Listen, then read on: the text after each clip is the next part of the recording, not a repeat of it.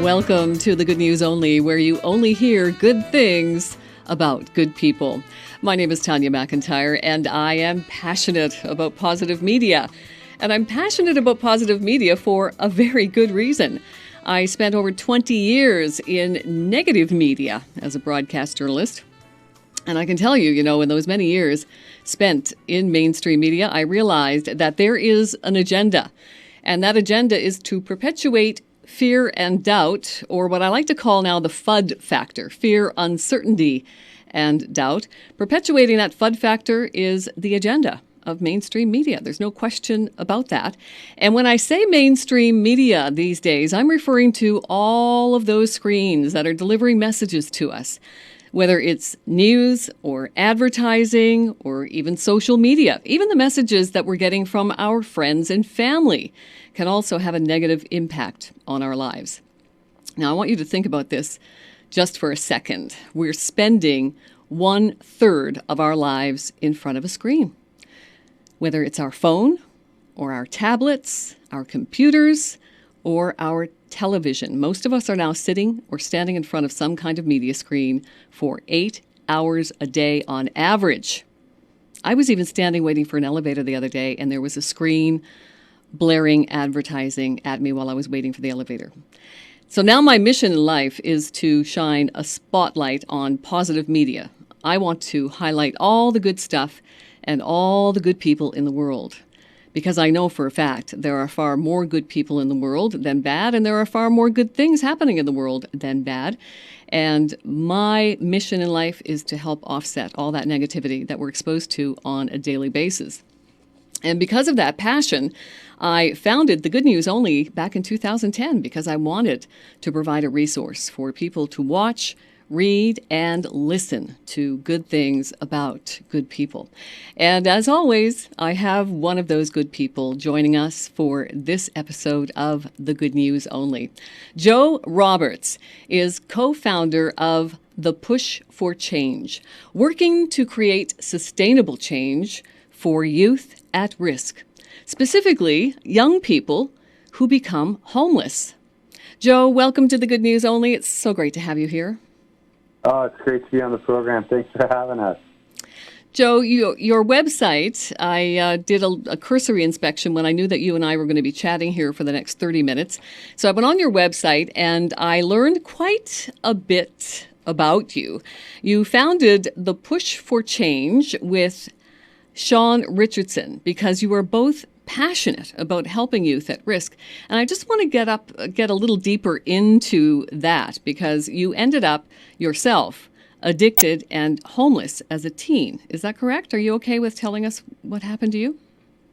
Sure, absolutely. When I was 19 years old, I was one of those inner city people. I pushed a shopping cart around Vancouver's downtown east side.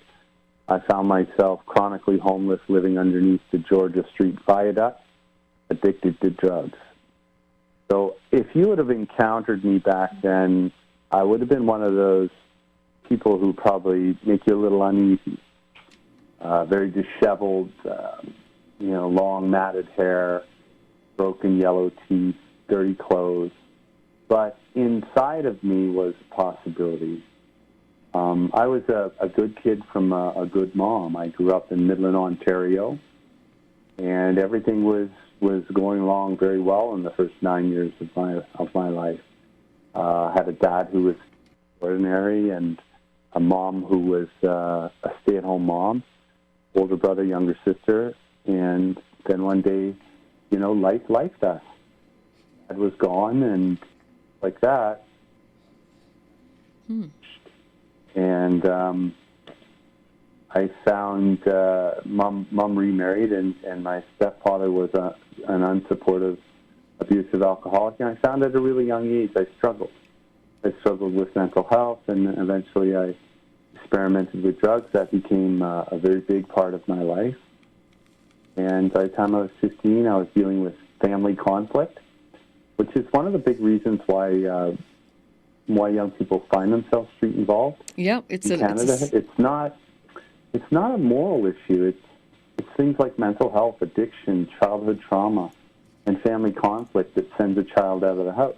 Mm-hmm. I hear it a lot. So yeah, and so at 15 I left home, and at 16 I dropped out of school, and I began to flounder. And by the time I was in my late teens, I was one of those folks you see on the street. Now, the good news, my story ends well. I had support systems. I had those great people in my life that wouldn't give up. My mom never gave up. She brought me back to Ontario, rescued me off the streets of Vancouver, and poured her life into me. And then I had an interaction with an OPP police officer named Scott McCloud, and that turned my life in the right direction. I went to drug treatment, college, and in less than 12 years, I went from a kid pushing a shopping cart around the streets of Vancouver to being on the cover of Canadian Business and McClain's magazine as a celebrated entrepreneur in Canada. Wow. So in less than 12 years, I went from homeless, drug addict to, more success than I could have ever imagined in my life. Amazing. And I think that, what I like to teach from that is that inside all of us is an unlimited potential. But oftentimes, and you talked about it in your opening, in your preamble, how fear is the thing that robs us of our possibility and potential. And when young people get their self-worth compromised and they become afraid and anxious, that can control them for a long time in their life. In fact, well into adulthood. Well, especially when, you're vulnerable at your age, those teenage years. I remember my teenage years. You left home when you were 15. I remember I dropped out of grade 10 when I was 15 because I remember it like it was yesterday. I thought I knew everything there was to know, Joe, at 15. And that's what you do through puberty, right? You think you know everything. That's why there's so much family conflict. So at least like you, I had a support system. But I also had a father who gave me some pretty tough love during that time, too. I remember when I came home and announced, like the drama queen I was, that I wasn't going back to that school because they can't teach me anything I don't already know. And my dad my dad was a single parent. He didn't even blink or take a breath or anything. He said, wow, that's an adult decision. And that's going to come with some adult consequences. He said, I'll give you a week to find a job, and then your room and board is going to be X number of dollars. It probably the equivalent of about $150 a week now. It was a big chunk of change back in those days. And he really stuck to his guns. And he said, and along with that, of course, you lose all your privileges that you had. There's no more use of my vehicle. There's no more free gas. So he really dished out some tough love to me. And it was the most valuable lesson he could have ever done for me, because I ended up slinging pizza that summer at the local pizzeria, working for minimum wage and tips.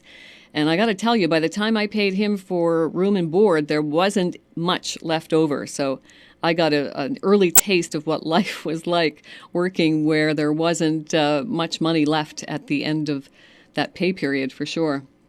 So you left home when you were 15. What could have happened maybe differently that could have put you on a different path, Joe, if anything? Well, I think that I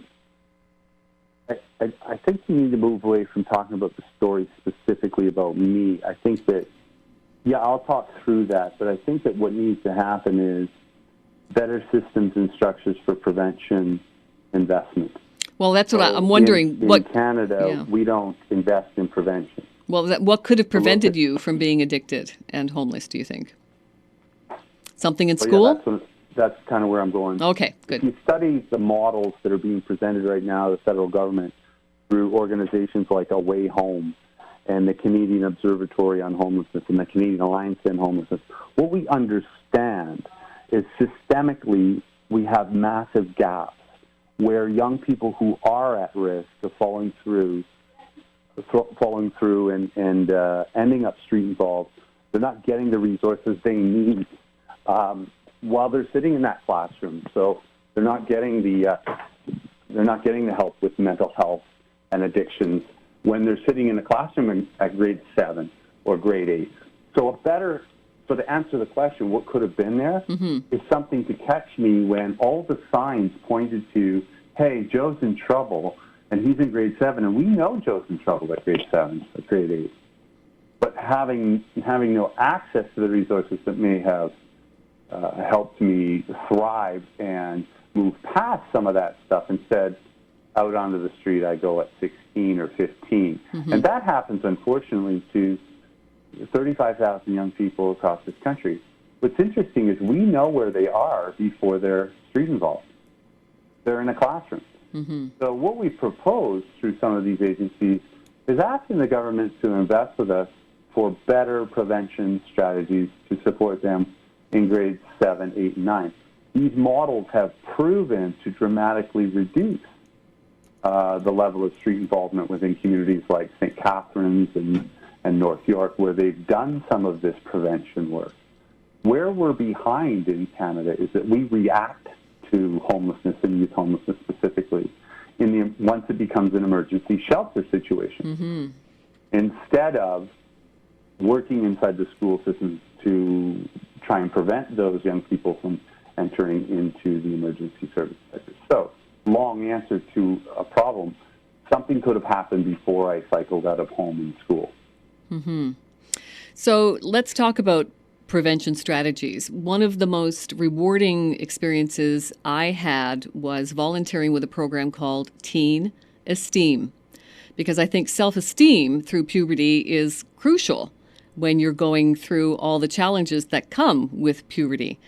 So do you think a program like that would have been a little too not as involved as you needed as a prevention strategy? Or do you think self-esteem, a boost to your self-esteem would have helped you through anything? Well, I think that those programs have their merit, but finding something that casts a wider net. Because I would say, okay, in a self-esteem program or something like after-school sports or Big Brothers or membership to the YWCA or Scouts or Cadets or any one of 1,000 of those programs may work for somebody who's moving in that direction. What about the kid who's at home who's dealing with early childhood sexual abuse? Right. So, that person needs therapy. That person needs to access maybe a support group. What about the child who's living in a home where the stepmom is beating him? What about the individual who's experimenting with drugs at 12? I don't think that, I don't think that there's one simple program like that. Might have that worked for me, yeah, but I was in hockey, I was in after-school sports, but I was dealing with some deeper stuff than that. So those programs work, and 3 cheers for mentorship and anything that teaches children resiliency is absolutely awesome. Big advocate. But let's talk about the people that don't fit into that. Right. Children that are like young girls that are dealing with anxiety, ADD, mental health stuff. Okay, can we just say, here, it's a Y membership, good luck? No, it's a little deeper than that. And if we don't address that because that individual doesn't fit into our mold, right, that's where we lose. And that's where we lose that person to more trauma and challenges and ultimately a cost to us as a society and taxpayers. Well, I think there are ways to sort of catch that, but it takes a community to wrap themselves around and make those services available. And that's sort of what this holistic prevention stuff is embracing and being successful in that. Yeah. So mainstream education has, I think, evolved leaps and bounds from when I was going through the system. Do you think that we're seeing enough change fast enough? Do we need a bigger safety net? What kind of prevention strategies could we incorporate in mainstream education that would make a difference, do you think? The biggest difference? All research and data points to pre-screening. So we've seen programs, and the one we actually fund is called the Upstream Project. So how that works is inside, let's say, a school of 1,000 students, we're monitoring them real time on what's going on for them by measuring up to 15 metrics, things like school attendance, disciplinary, notes from teachers. And so while you real-time monitor a school, you can identify at any given day which 30 young people are at risk, what's going on for them, and then be able to move them towards the services that they may need to help them get through those particular challenges. So it's like an intervention, early intervention. Absolutely. But it has to happen at the school level, and it has to have all the partners plugged into that school district. So down in St. Catharines, for example, my friend Mike Leslie, who runs the youth shelter and organization down there called The Raft, out of a necessity, he had to go into the school system. So his beds were constantly filling up. And he would go to the municipality and say, I need more beds, I need more beds. And he couldn't, it got to a point where he had no traction anymore. So he said, okay, well, I have to stop them from coming. So he went into the school. Today, his shelter is half empty. Wow. Because they've been so successful over a 7-year period in working with the schools and pre-identifying young people at risk, working with them to keep them engaged in school and keep them engaged in a safe home. Now, that may be through mediation with parents, or it may be a rehousing situation if we find that housing unsuitable. But by going upstream, you're preventing these young people from entering into street involvement, because once a kid hits the bricks, within that 90 days, that's when all the trauma happens. Absolutely. That's when all of the deeper damage happens, is when a young person's, out of the house, they're couch surfing, and then they're sleeping rough. Right. They're exposed to all kinds of things, sexual predation, they're exposed to crime, they're exposed to health problems, they're exposed to predation. All of those things happen in that first 90 days. So let's avoid them from cycling out. So that's what Mike did. So when we then stepped back and said, okay, how could you do this en masse? How could you do this right across the country? That's when we began working with really smart people like Dr. Stephen Gates from Canadian Observatory and Homeless Hub, and Melanie Redfern from Away Home. And what I said to them as a pragmatic business guy is, where is the best place to invest in youth homeless prevention or in youth homelessness? And I thought they would say, well, we need, a shelter system that's unified across them. What they said is, we need to invest in prevention. If we stop them from coming in to the system, we can dramatically change, one, the emergency services sector, but also the lives of all these young people that are headed that way. So we in North America, Canada, the States, we tend to deal with crisis. Yeah. So it's crisis, and then we invest. Yeah, it's after the crisis we're trying to do the cleanup. Yeah. Yeah. So, but here's the problem with that: it's non-sustainable. So, the emergency services, EI, a youth shelter in any community across the country, it's designed to give emergency services, 5 to 15 day stay as they move you on and hopefully upwards and forward. The problem is, you've got young people that are staying in these places 9 months. And they're doing things like putting them up at a Best Western or a hotel. Wow. There's no support there, okay? That's what you want, a teenager in a hotel alone, yeah. Well, they need, you can't address youth homelessness the same way you would address adult homelessness. You can't just create a homeless junior version. Young people, 14, 15, 16, have a whole bunch of different stuff going on, and they need those supports. Absolutely. They're multivariate to help them thrive. If not, they'd just be more of the same. So if we don't stop the flow, we have, the analogy I like to use is, if you went home tonight and your basement was flooded, you would not spend the next 6 months mopping up water. You'd identify where the leak is, you'd stop the leak, and then you would do the cleanup. We're not asking where the leak is in this country, right, on an issue that costs Canadian taxpayers $7 billion a year. $7 billion a year? And you add up everything that surrounds the entire homeless issue, not just youth homeless, but the entire homeless issue, it's $7 billion a year. Wow. You think about housing, corrections, policing, mental health, visits to hospitals, emergency housing. Like, it's big. Yeah, and I'm sure included in that is drug rehab programs as well. Rehab, drug addiction, all aspects of it. We know that if it would be alarming to you if you went into any factory in Canada and you saw men and women working in unsafe environments where they weren't wearing protective eyewear or hard hats or safety boots. Yet our young people are in a school system that there could be things going on the school knows about but doesn't have proper safety stuff built in to be able to support that small percentage yet very vulnerable percentage of young people who are at risk of some really big stuff in life. So what we want to do is we want to find the leaks and do our best to slow the flow of young people entering into emergency crisis. And in so doing, that allows the emergency services sector to thrive and do what it was intended to do instead of buckling at the knees from this heavy weight of people who continue to darken their doorways. Mm-hmm. If we don't, we're going to see a collapse. And we don't have to look very far to see a homelessness model. All we have to do is look to our friends to the south. You go to cities like Los Angeles, where you've got 25,000 people in the 10 square block area living on the sidewalk. Right. And so, yeah, when you hang around some of the folks who really kind of figured this out, you kind of have one of those aha moments.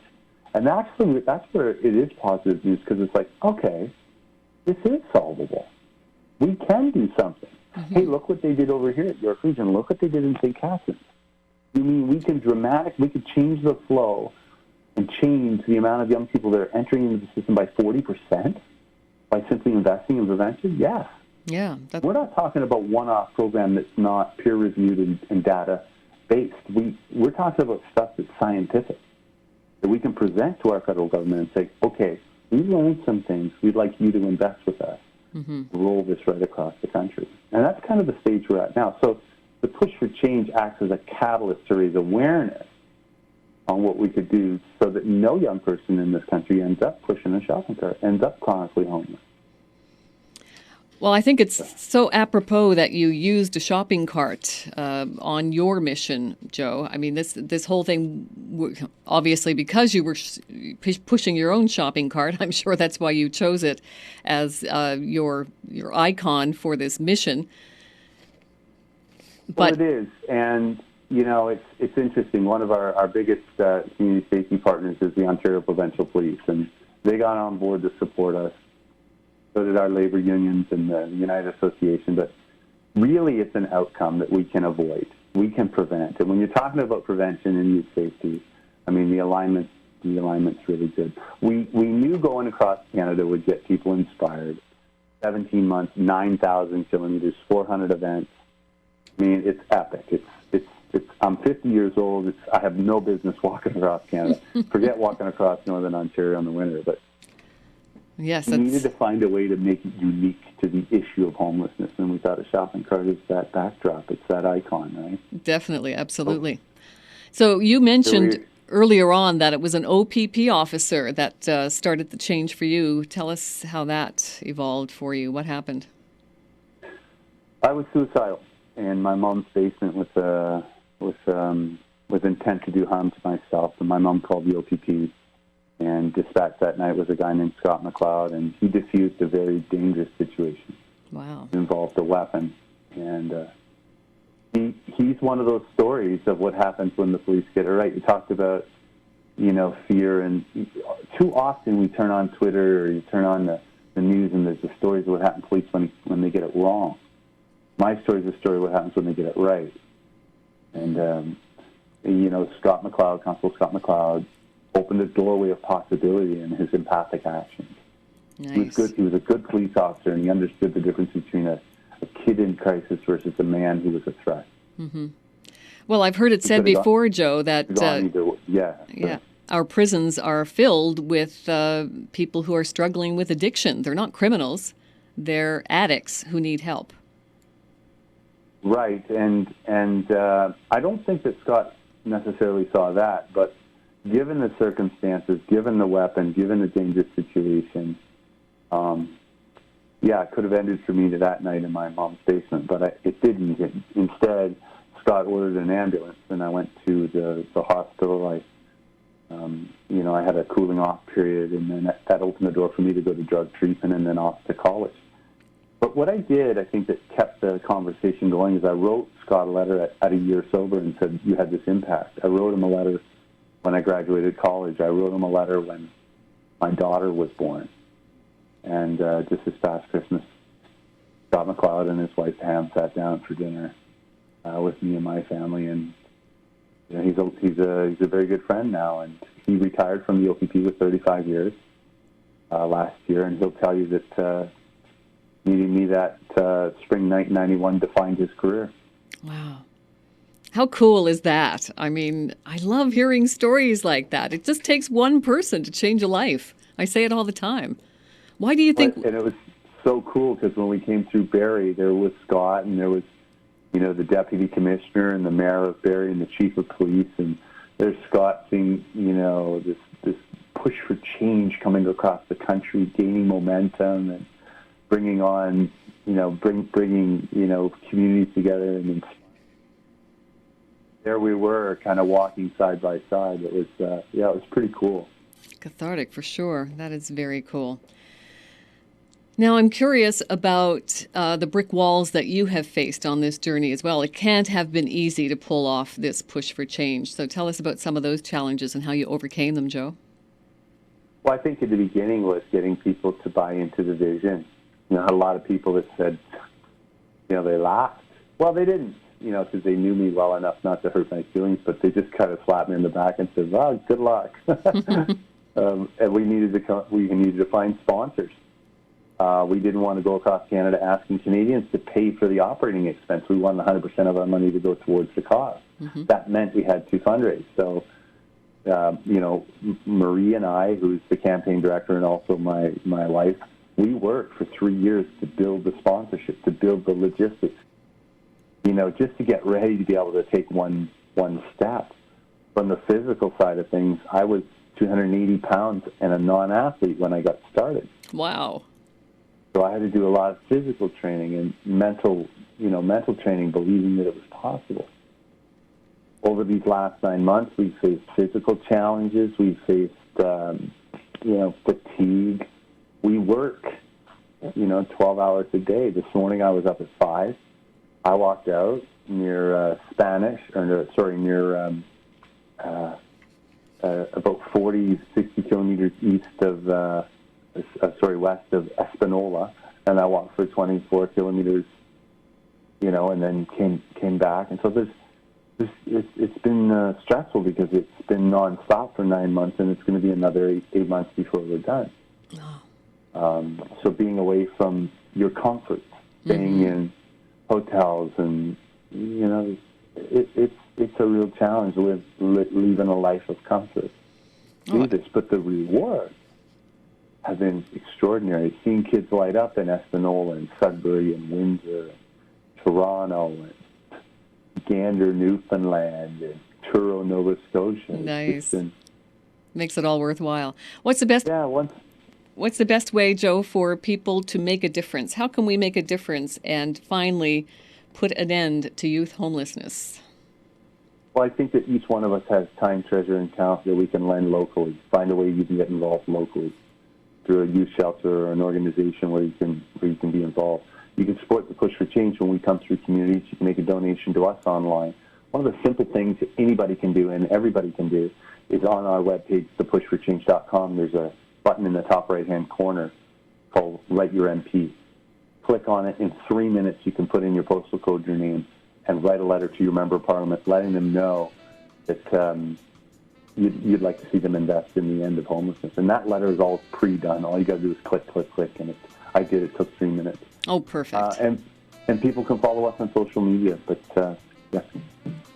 Excellent. Thank you so much. Joe Roberts, co-founder of the Push for Change, pushing a shopping cart across the nation, working to create sustainable change for youth at risk, specifically young people who become homeless. Joe, thank you so much for joining us on The Good News Only. Keep up the great work. Thank you very much. It was my pleasure, Tanya. And thank you for listening to The Good News Only. As always, I encourage you to take the diet that really works, a media fast. Don't watch, read, or listen to news and see how much your life improves.